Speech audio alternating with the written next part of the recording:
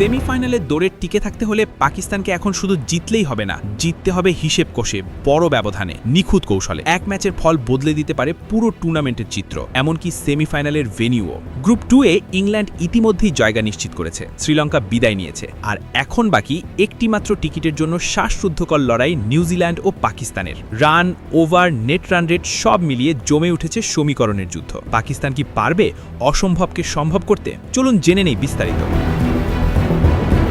Super 8 পর্ব থেকে প্রথম দল হিসেবে বিদায় নিশ্চিত হয়েছে সহস্বাগতিক শ্রীলঙ্কার। 25 ফেব্রুয়ারি নিউজিল্যান্ডের বিপক্ষে 61 রানের বড় হারে তাদের টুর্নামেন্ট শেষ হয়ে যায়। একই সঙ্গে গ্রুপ 2 থেকে প্রথম দল হিসেবে সেমিফাইনাল নিশ্চিত করেছে ইংল্যান্ড। ফলে এখন এই গ্রুপ থেকে দ্বিতীয় সেমিফাইনালিস্ট নির্ধারণের লড়াই সীমাবদ্ধ নিউজিল্যান্ড ও পাকিস্তানের মধ্যে। বর্তমান পরিস্থিতিতে নিউজিল্যান্ড কিছুটা এগিয়ে। শ্রীলঙ্কার বিপক্ষে বড় জয় তাদের নেট রান রেট বাড়িয়েছে এবং আত্মবিশ্বাসও দিয়েছে। আগামী 27 ফেব্রুয়ারি একই ভেন্যুতে নিউজিল্যান্ড মুখোমুখি হবে ইংল্যান্ড।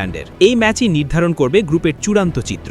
সমীকরণটা সহজভাবে বললে এমন, যদি নিউজিল্যান্ড ইংল্যান্ডকে হারাতে পারে তাহলে সব হিসেব শেষ। কিউইরা 5 পয়েন্ট নিয়ে শুধু সেমিফাইনালেই উঠবে না, গ্রুপ চ্যাম্পিয়নও হবে। সেক্ষেত্রে তারা গ্রুপ 1-এর দ্বিতীয় স্থানের দলের বিপক্ষে খেলবে।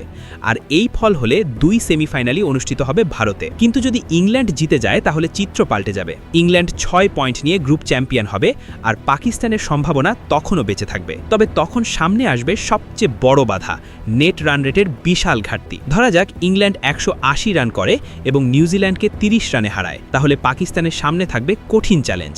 একই ধরনের রান তাড়া করলে শ্রীলঙ্কাকে অন্তত 40 রানে হারাতে হবে, অর্থাৎ 2 ম্যাচের জয়ের ব্যবধান মিলিয়ে প্রায় 70 রানের সমান পার্থক্য গড়ে তুলতে হবে, যাতে নেট রান রেটে নিউজিল্যান্ডকে পেছনে ফেলা যায়। আরেকটি সম্ভাব্য চিত্র, যদি নিউজিল্যান্ড আগে ব্যাট করে 150 রান করে এবং ইংল্যান্ড 17 ওভারের লক্ষ্য ছুঁয়ে ফেলে, তাহলে পাকিস্তানের কাজ আরও কঠিন হয়ে যাবে। সেক্ষেত্রে শ্রীলঙ্কার বিপক্ষে একই লক্ষ্য তাড়া করে তাদের জিততে হবে প্রায় 14.4 ওভারের মধ্যেই। এই 2 ম্যাচ শুধু দ্বিতীয় সেমিফাইনালিস্টই নির্ধারণ করবে না, ঠিক করবে প্রথম সেমিফাইনালের ভেনিউও। যদি নিউজিল্যান্ড কোয়ালিফাই করে তাহলে প্রথম সেমিফাইনাল হবে কলকাতায়, আর যদি পাকিস্তান অবিশ্বাস্যভাবে ঘুরে দাঁড়িয়ে জায়গা করে নেয় তাহলে সেমিফাইনাল হবে কলম্বোতে। সব মিলিয়ে পাকিস্তানের সামনে এখন শুধু একটি পথ, জয় এবং বড় ব্যবধানে জয়। ক্রিকেটে সমীকরণ যত কঠিনই হোক, শেষ বল না হওয়া পর্যন্ত সম্ভাবনা থাকে। এখন দেখার বিষয়, পাকিস্তান কি এই কঠিন অঙ্ক মিলিয়ে সেমিফাইনালের টিকিট নিশ্চিত করতে পারে, নাকি সমীকরণের লড়াইয়েই থেমে যাবে তাদের যাত্রা।